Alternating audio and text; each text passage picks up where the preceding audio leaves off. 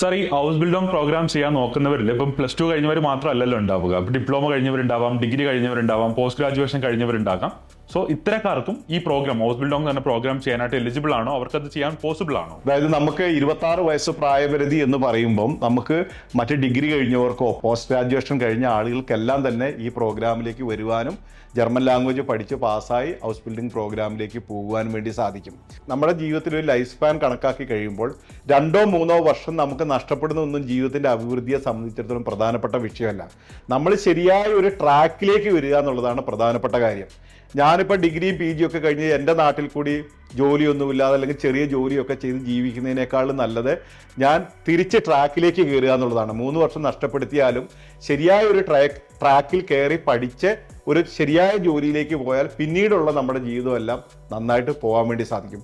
പലപ്പോഴും വിദ്യാർത്ഥികളുടെ ഒരു പ്രശ്നം എന്താണെന്ന് ചോദിച്ചാൽ, ഇത് പ്ലസ് 2 കഴിഞ്ഞിട്ട് പോകുന്നൊരു കോഴ്സല്ലേ, ഞാൻ ഡിഗ്രി കഴിഞ്ഞ ആളാണ്, ഞാൻ ഇനി എങ്ങനെയാണ് ഇത് പഠിക്കുന്നത് എന്ന് ചിന്തിച്ച് പല ആളുകളും ഇത്തരം ഓപ്പർച്യൂണിറ്റീസ് വേണ്ടാന്ന് വെക്കും. എനിക്ക് അങ്ങനെയുള്ള ആളുകളോട് പറയാനുള്ളത്, നിങ്ങൾ ശരിയായ ഒരു ട്രാക്കിലേക്ക് വരികയാണെങ്കിൽ നിങ്ങളുടെ അതിനുശേഷമുള്ള ഭാവി വളരെ ശോഭനമായി തീരും. അതുകൊണ്ട് തന്നെ നിങ്ങൾ എന്ത് ഇപ്പോൾ പഠിച്ചു എന്നുള്ളതിനേക്കാൾ പ്രസക്തമാണ് നിങ്ങൾ ഹൗസ് ബിൽഡ് പ്രോഗ്രാം തെരഞ്ഞെടുത്ത് നിങ്ങളുടെ ജീവിതത്തെ സെറ്റിൽ ചെയ്യുക എന്നുള്ളത്. സാർ, ഈ ഹൗസ് ബിൽഡിംഗ് പ്രോഗ്രാം ചെയ്യാനുള്ള ഒരു എലിജിബിലിറ്റി ക്രൈറ്റീരിയ എന്ന് പറയുന്നത് ജർമ്മൻ ലെവൽ B2 പാസ്സാവുക എന്നുള്ളതാണല്ലോ, B2 ലെവലിൽ പാസ്സാവുക എന്നുള്ളതാണല്ലോ. അപ്പൊ അതില് നമ്മൾക്ക് എത്രത്തോളം ഡിഫിക്കൽട്ടാണ്? ഇത് ഈസി ആയിട്ട് ഒരാൾക്ക് അച്ചീവ് ചെയ്യാൻ പറ്റുന്ന ഒരു കാര്യമാണോ?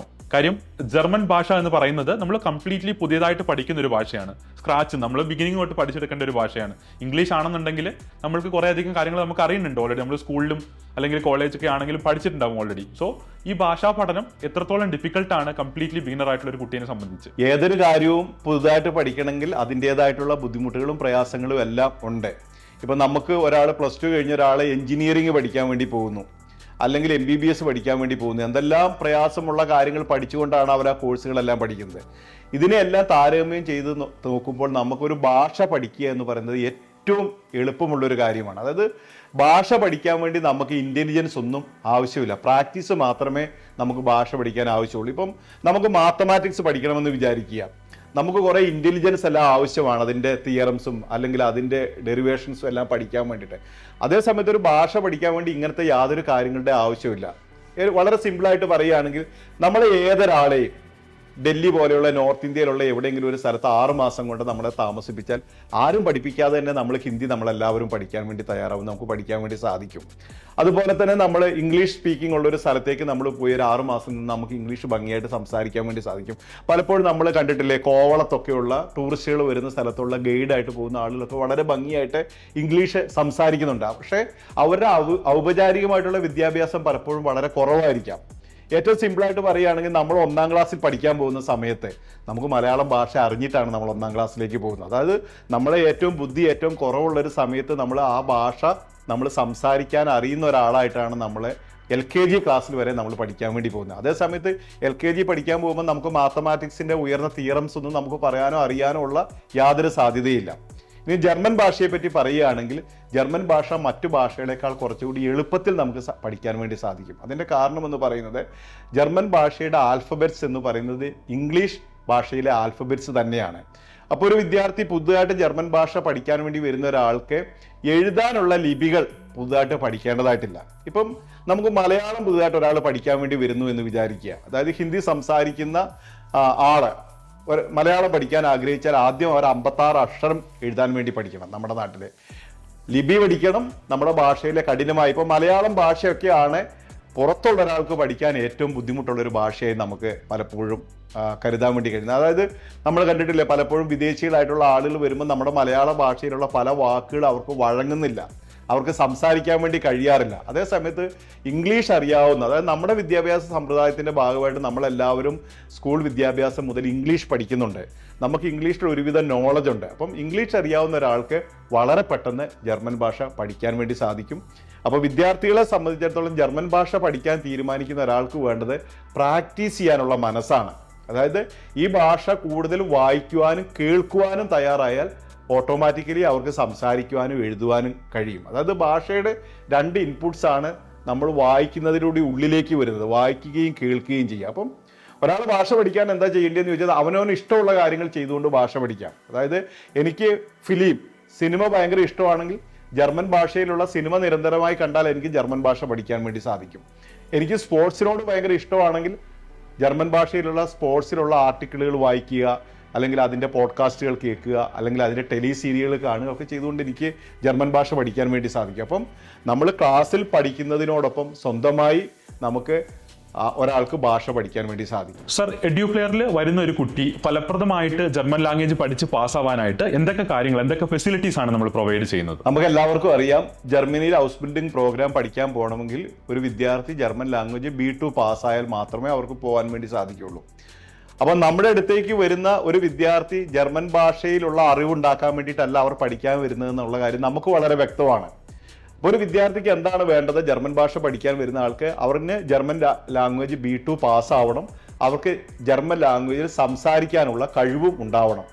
ഈ രണ്ട് കാര്യം മനസ്സിലാക്കിക്കൊണ്ടാണ് നമ്മൾ ജർമ്മൻ ഭാഷയിലുള്ള നമ്മുടെ വിദ്യാഭ്യാസത്തെ നമ്മൾ ക്രമീകരിച്ചിരിക്കുന്നത്. അതായത് ഒരു വിദ്യാർത്ഥിക്ക് B2 സർട്ടിഫിക്കേഷൻ ലഭിക്കണം, ഭാഷ സംസാരിക്കാനും കഴിയണം. അപ്പോൾ നമ്മൾ A1 പഠിപ്പിക്കുന്ന ആ സന്ദർഭം മുതൽ തന്നെ അവരുടെ സ്പീക്കിംഗ് സ്കില്ല് ലാംഗ്വേജിലുള്ളത് ഉയർത്താൻ വേണ്ടിയിട്ടുള്ള വിദ്യാഭ്യാസ സമ്പ്രദായമാണ് നമ്മൾ കൊടുക്കുന്നത്. അതോടൊപ്പം തന്നെ അവർക്ക് വളരെ ചുരുങ്ങിയ സമയം കൊണ്ട് ഈ ഭാഷയിൽ B2 സർട്ടിഫിക്കേഷൻ കിട്ടുന്നതിന് വേണ്ടിയുള്ള എക്സാം ഓറിയൻറ്റഡ് ആയിട്ടുള്ള കരിക്കുലമാണ് നമ്മൾ ഫിക്സ് ചെയ്തിരിക്കുന്നത്. അതായത് ഒരു വിദ്യാർത്ഥിക്ക് എക്സാം പ്രിപ്പറേഷനും എക്സാം പ്രാക്ടീസും നിരന്തരമായി കൊടുത്തുകൊണ്ട് A1-ലും A2-ലും B1-ലും B2-ലും എല്ലാം തന്നെ അവർ നമ്മുടെ അടുത്ത് പഠിച്ചതിന് ശേഷം ഗോയിത്തയുടെ എക്സാം എഴുതാൻ പോകുമ്പോൾ അവിടെ എന്താണ് അവരോട് ചോദിക്കുന്നതിനെ പല പ്രാവശ്യം റിപ്പീറ്റ് ചെയ്ത് പ്രാക്ടീസ് ചെയ്ത് അവർക്ക് വളരെ ഈസി ആയിട്ട് അത് പാസ്സാവാൻ പറ്റുന്ന വിധത്തിലാണ് നമ്മുടെ കരിക്കുലം എല്ലാം നമ്മൾ ഫിക്സ് ചെയ്തിരിക്കുന്നത്. അതായത് ആഴ്ചയിൽ 5 ദിവസത്തെ പഠന ക്ലാസ്സും 6ാമത്തെ ദിവസം ശനിയാഴ്ച ആ ആഴ്ചയിൽ പഠിച്ച മുഴുവൻ കാര്യങ്ങളുടെ എക്സാമുമാണ് നമ്മൾ നടത്തുന്നത്. അതുപോലെ തന്നെ ഓരോ ലെവലും കഴിയുന്ന വിദ്യാർത്ഥിക്ക് ആ ലെവലിൻ്റെ എക്സാമിനേഷൻ നമ്മൾ നടത്തുന്നുണ്ട്. നമ്മുടെ കോഴ്സ് B2 കഴിയുമ്പോൾ അവർക്ക് 1 മാസം 1.5 മാസം നീണ്ടു നിൽക്കുന്ന എക്സാം പ്രിപ്പറേഷനും പ്രാക്ടീസും നമുക്ക് അവർക്ക് കൊടുക്കുന്നുണ്ട്. അതായത് ഒരു വിദ്യാർത്ഥി വളരെ കോൺഫിഡൻറ്റോടുകൂടി എക്സാമിനെ അഭിമുഖീകരിക്കാനും അവർക്ക് പരീക്ഷയിൽ പാസ്സാവാനും വേണ്ടുന്ന എല്ലാവിധ സംവിധാനങ്ങളും നമ്മൾ ചെയ്തു കൊടുക്കുന്നുണ്ട്. സർ, മറ്റ് ഫോറിൻ ലാംഗ്വേജ് ഇൻസ്റ്റിറ്റ്യൂട്ടുകളെ കമ്പയർ ചെയ്യുന്ന സമയത്ത് എഡ്യൂപ്ലെയറിൽ നമ്മൾ നോക്കുകയാണെന്നുണ്ടെങ്കിൽ നമുക്ക് റിസൾട്ട് ഉണ്ട്, പിള്ളേർ ഫ്ലൈ ആവുന്നുണ്ട്, ലാംഗ്വേജിന് റിസൾട്ട് കിട്ടുന്നുണ്ട്. സോ ഇത്തരം കാര്യങ്ങൾ നമുക്ക് എങ്ങനെയാണ് അക്വയർ ചെയ്യാൻ പറ്റുന്നത്? നമ്മൾ എന്തൊക്കെ കാര്യങ്ങൾ ചെയ്തിട്ടാണ് അക്വയർ ചെയ്യാൻ പറ്റുന്നത്? അല്ലെങ്കിൽ ഒരു കുട്ടി വരുന്ന സമയത്ത് മറ്റു ലാംഗ്വേജ് ഇൻസ്റ്റിറ്റ്യൂട്ടുകളെ കമ്പയർ ചെയ്യുന്ന സമയത്ത് എഡ്യൂപ്ലെയറിൽ വരുമ്പോൾ അവർക്ക് എക്സ്ട്രാ ആയിട്ട് എന്തൊക്കെ കാര്യങ്ങളാണ് അവർക്ക് കിട്ടുന്നത്? നമ്മളെ എഡ്യൂക്കേഷൻ്റെ ക്വാളിറ്റീനെയാണ് നമ്മൾ ഏറ്റവും പ്രധാനമായിട്ടും ഫോക്കസ് ചെയ്യുന്നത്. ക്വാളിറ്റിയുള്ള എഡ്യൂക്കേഷൻ വിദ്യാർത്ഥികൾക്ക് കൊടുക്കുക എന്നുള്ള ഒറ്റ ഒരു കാര്യത്തിൽ ഊന്നിയിട്ടാണ് നമ്മുടെ എല്ലാ പ്രവർത്തനങ്ങളും നമ്മൾ നടത്തുന്നത്. ഇപ്പം നമ്മുടെ ഇൻസ്റ്റിറ്റ്യൂട്ടിനെ സംബന്ധിച്ച് നോക്കുകയാണെങ്കിൽ നമുക്ക് കാണാൻ വേണ്ടി കഴിയും, നമ്മുടെ ഇൻസ്റ്റിറ്റ്യൂട്ട് സ്ഥിതി ചെയ്യുന്നത് കോഴിക്കോട് ടൗണിൻ്റെ ഹൃദയഭാഗത്ത് നമ്മുടെ ഒഫീഷ്യൽ ബസ് സ്റ്റാൻഡിൻ്റെ നേരെ ഓപ്പോസിറ്റുള്ള RP മാൾ എന്ന് പറയുന്ന ഒരു മാളിനുള്ളിലാണ് നമ്മുടെ എഡ്യൂക്കേഷൻ സ്ഥാപനം ഉള്ളത്. നമ്മുടെ എല്ലാ ക്ലാസ് റൂമുകളും സെൻട്രലൈസ്ഡ് AC ക്ലാസ് റൂമുകളാണ് നമ്മൾ പ്രൊവൈഡ് ചെയ്തിരിക്കുന്നത്. എല്ലാ ക്ലാസ്സിലും വിദ്യാർത്ഥികളെ പഠിപ്പിക്കുന്നത് ഇൻട്രാക്റ്റീവ് പാനൽ ഉപയോഗിച്ചിട്ടാണ് നമ്മൾ വിദ്യാർത്ഥികളെ പഠിപ്പിക്കുന്നത്. അതായത് വിദ്യാർത്ഥികൾക്ക് വേർഡ് ക്ലാസ് ആയിട്ടുള്ള ഒരു എഡ്യൂക്കേഷൻ അല്ലെങ്കിൽ ആ ഒരു ഫീലിംഗ് അല്ലെങ്കിൽ ആ ഒരു വിദ്യാഭ്യാസം അവർക്ക് കിട്ടുന്നതിന് വേണ്ടിയിട്ടുള്ള എല്ലാ സംവിധാനങ്ങളും നമ്മളിവിടെ ഒരുക്കിയിട്ടുണ്ട്. ഇതുകൂടാതെ നമ്മൾ പഠിപ്പിക്കുന്നതിനെ സംബന്ധിച്ചുള്ള കാര്യം, നമ്മുടെ ഓരോ ക്ലാസ്സിലും ജർമ്മൻ ലാംഗ്വേജ് പഠിപ്പിക്കുന്ന കാര്യത്തിലാണെങ്കിൽ നമുക്ക് ഒരു സീനിയർ ഫാക്കൽറ്റി, ഒരു ജൂനിയർ ഫാക്കൽറ്റി എല്ലാ ക്ലാസ്സിലും ഉണ്ട്. സീനിയർ ഫാക്കൽറ്റി എന്ന് പറയുന്നവർ ജർമ്മൻ ലാംഗ്വേജിൽ C1-ഉം C2-ഉം മാസ്റ്റേഴ്സ് ഡിഗ്രിയൊക്കെ കഴിഞ്ഞ സീനിയർ അധ്യാപകരാണ് വിദ്യാർത്ഥികളെ പഠിപ്പിക്കുന്നത്. അതുകൂടാതെ ഓരോ ക്ലാസ്സിലും ഒരു ജൂനിയർ ഫാക്കൽറ്റി എന്ന് പറയുന്നത് ജർമ്മൻ ലാംഗ്വേജ് B2 പാസ്സായി നമ്മുടെ ഇൻസ്റ്റിറ്റ്യൂട്ടിൽ നിന്ന് തന്നെ പാസ്സായിട്ടുള്ള, തൊട്ട് മുൻപേ പാസ്സായിട്ടുള്ള വിദ്യാർത്ഥികൾ, നിലവിൽ പഠിക്കുന്ന വിദ്യാർത്ഥികൾക്ക് എങ്ങനെ പഠിക്കണം, എന്തൊക്കെയാണ് അവർ ശ്രദ്ധിക്കേണ്ട കാര്യങ്ങൾ, എങ്ങനെയാണ് അവർ ഹോംവർക്ക് ചെയ്യേണ്ടത്, അവർ അസൈൻമെൻറ്റ് കൃത്യമായിട്ട് ചെയ്തിട്ടുണ്ടോ, അവർക്ക് സീനിയർ ടീച്ചേഴ്സ് കൊടുത്തിട്ടുള്ള പ്രോഗ്രാമുകളെല്ലാം അവർ ഡെയിലി ചെയ്തു വരുന്നുണ്ടോ, അവർ ഡെയിലി ഹോംവർക്കുകൾ ചെയ്യുന്നുണ്ടോ, അവരുടെ വീക്ക്ലി എക്സാമിന് അവർ പങ്കെടുക്കുന്നുണ്ടോ, അവർക്ക് എത്ര മാർക്ക് കിട്ടുന്നുണ്ടോ, അവരെവിടെയാണ് തിരുത്തേണ്ടത്, ഇതെല്ലാം ജൂനിയർ ഫാക്കൽറ്റീസ് അവർക്ക് പറഞ്ഞു കൊടുക്കുന്നുണ്ട്. കാരണം അവർ ഇതിൽ കൂടി കടന്നുപോയ ആളുകളാണ്.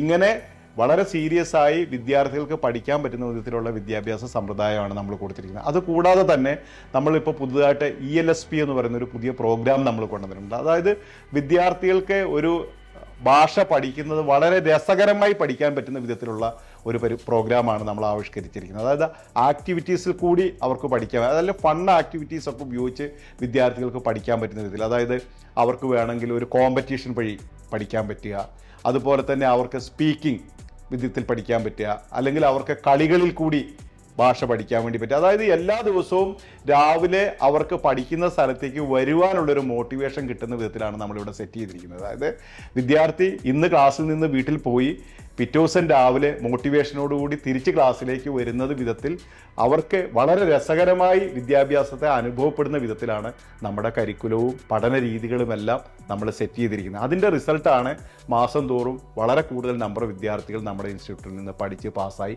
പുറത്തേക്ക് വരുന്നത്. നമ്മുടെ അടുത്തുനിന്ന് പഠിച്ച് പാസ്സായി വരുന്ന വിദ്യാർത്ഥികൾക്ക് സർട്ടിഫിക്കറ്റ് മാത്രമല്ല, ജർമ്മൻ ഭാഷയിൽ സംസാരിക്കാനുള്ള പ്രാവീണ്യവും ഉണ്ടാവുന്നതായി നമ്മൾ ഉറപ്പുവരുത്തുന്നുണ്ട്. EduFlair, education driven by passion.